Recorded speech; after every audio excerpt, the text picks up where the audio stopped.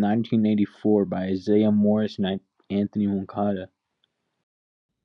Setting: that whole atmosphere in the book in chapter 8 was mostly described as a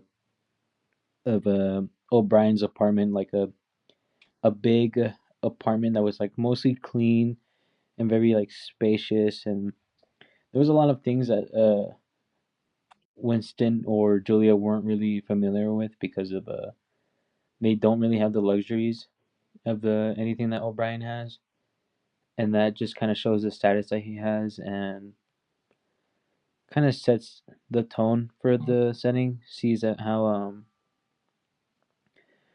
well they are, how well they are set off, and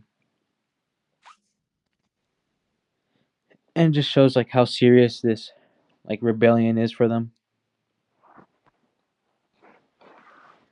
In chapter 8, when Julia and Winston enter O'Brien's apartment, it's described like the whole thing is like, oh no way. Okay. Oh, I thought the recording stopped. I'm not cutting that out. I'm leaving that in. I'm leaving that in. I'm too tired. Then hurry up, dude. I want to. The unfamiliar smell, the good food, and the good tobacco. This shows like the whole apartment looked great compared to their home, showing like the difference in status and ranking compared to them, making O'Brien look really rich. The events that occurred in the chapter was one significant one to me was when O'Brien turned off the TV, which we learned in I think in the beginning of the book, which is like the Brotherhood watching you, and if you turn it off, it's like a thought crime or something. And he says, you can turn off the TV to one of them,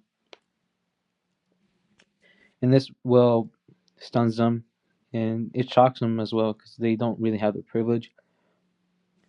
And this is resolved because he tells them like they're no longer being watched by the party, and they can freely talk.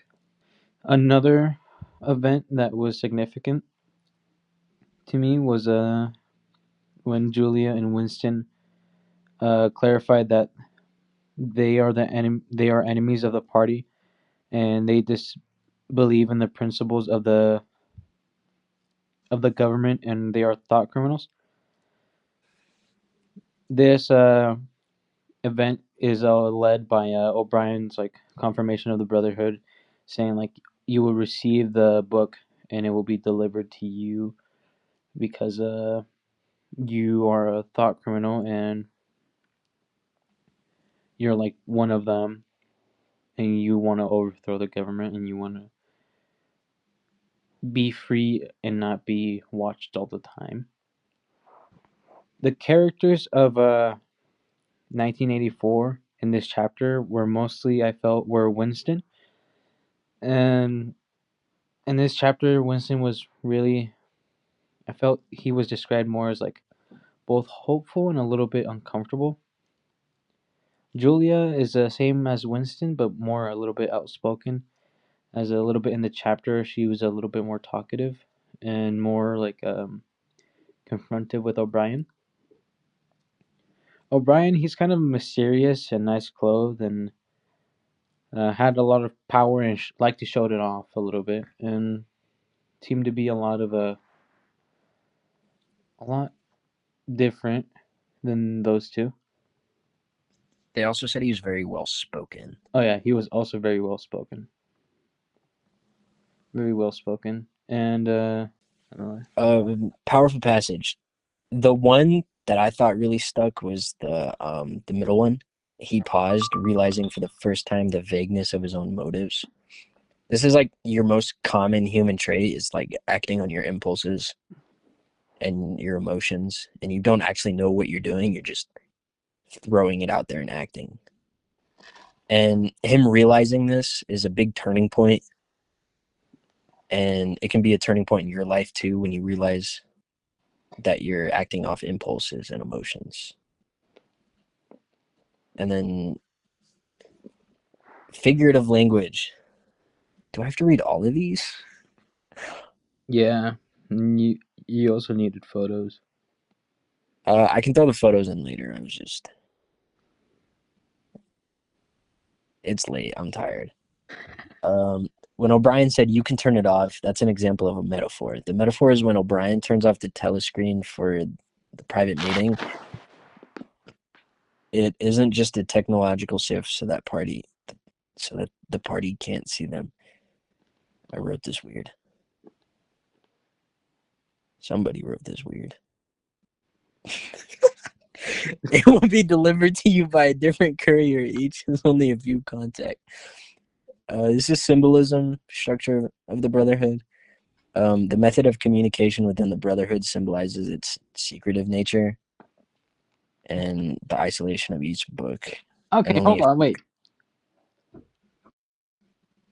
Wait, what do you mean it's weird? You wrote this weird, bro. Where?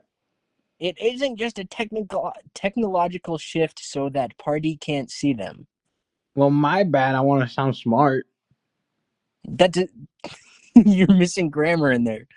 So that party can see them. You sound like a caveman. You know. Also, you just you just realized that. It's late. It's 3. Yeah, it's 3. I want to go to bed, dude. Hurry up. We are enemies of the party. This is a hyperbole. What Hyperbole. is? Oh, a hyperbole. Yep, I knew that. This bold statement is not just an admission, but it's an exaggeration that heightens the emotional and dramatical weight of their like defiance. What? Huh? Are you off somewhere? Finish it. Hurry up. Here comes a chopper to chop off your head. This is an illusion. O'Brien's finishing off the familiar rhyme to what? Allude. Alludes to childhood innocent warped by the regime's terror. I don't know how to read. Connections. We shall meet in the place where there is no darkness. This line hints at the idea of a real life protest. It supposes that with constant oppression, there is still hope for a better tomorrow when truth and freedom can be restored, like real movements against oppressive regimes. Central ideas. Which one is which? So I threw a curveball at you with this one. I hate you for that. So top. O'Brien's recitation of Saint Clement's rhyme and discussion of secretive organizational practices lend a ceremonial quality to the act of rebellion. The use of familiar and almost nostalgic language, as seen in the recitation of the rhyme, blurs the line between past innocence and present danger. Such rituals create a shared symbolic language that deepens the participants' commitment, while also serving as a reminder of the inevitable cost of dissent, a cost that is both personal and collective. We are nerds, dude. You have never read a book in your life. I've read a book, Art of War, bro. Dr. Seuss don't count. I just said The Art of War. The first page don't count. I'm almost done with it. The conversation between O'Brien, Winston, and Julia tests the limits of their ideological commitment against their personal bonds. When this discussion turns to whether they would sacrifice their relationship for the cause, Julia's empathetic refusal to accept a permanent separation highlights that even in the midst of radical political dissent, personal connection remains there. This duality emphasizes the complexity of rebellion. It's not solely about abstract political principles, but also about the lived experience of human relationships in an oppressive society. Yeah. And then our MLA page that we have right there. Yes. It's not letting me click next to it. We write like nerds, dude. You know, at least we're not like little hoodlums.